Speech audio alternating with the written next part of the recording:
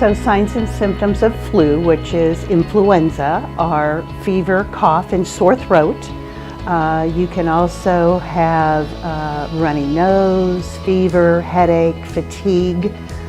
A lot of the flu or the influenza signs and symptoms are very similar to those of a common cold. Stomach flu is actually a gastroenteritis.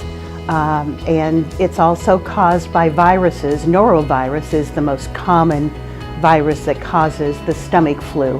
And those signs and symptoms are usually nausea, vomiting, diarrhea. They can last 12 to 24 hours, 72 hours, sometimes 3 to 5 days.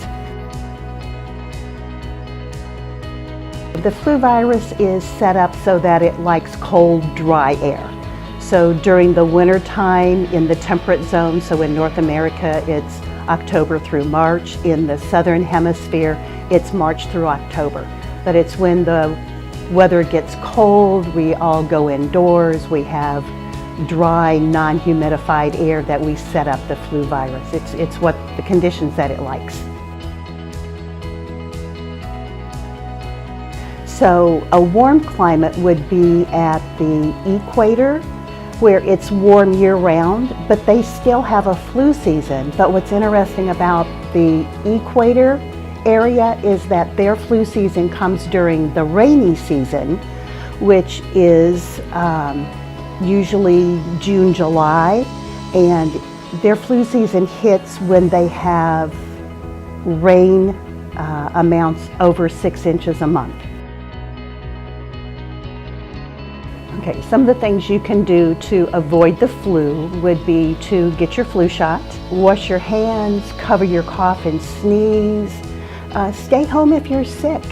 If you're sick, you're contagious, so don't be out and about spreading the virus. Try and stay healthy, so it's getting enough sleep, eating correctly. Research is showing that vitamin D helps keep our immune systems healthy, so during the wintertime we need to get sunshine, which in our area gets to be a challenge, but if you can get sunshine or take extra vitamin D so you have a good immune system. And then if you are sick, don't touch your T-zone, so your eyes, nose, and mouth, that's your vulnerable spot. So if you're out in the community where people are sick and you're touching shopping cart handles and doorknobs and telephones, don't touch your eyes, nose, and mouth until you get your hands washed.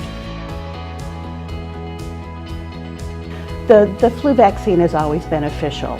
We look at the southern hemisphere to see what flu virus circulated down there to make our flu vaccine. So we're working a year ahead of time trying to predict what our flu virus is going to be when it reaches the northern hemisphere. And that flu virus is just a shifty little virus. It likes to change shape, it likes to drift and shift.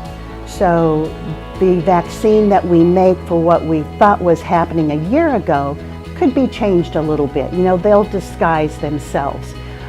The flu vaccine will still recognize the flu virus, maybe not 100%, but it will still recognize your body has been invaded by a flu virus and will start to ramp your immune system up so that you don't get as sick, or that if you do get sick, it doesn't last as long. You know, people think, well, I can get the flu and get over it. This year already, just in our area, we've had 5, 6, 7 admissions to the critical care unit. We've already had a death from influenza. When you look at the national statistics, they're predicting 50,000 deaths from influenza. And last year the pediatric deaths were very high.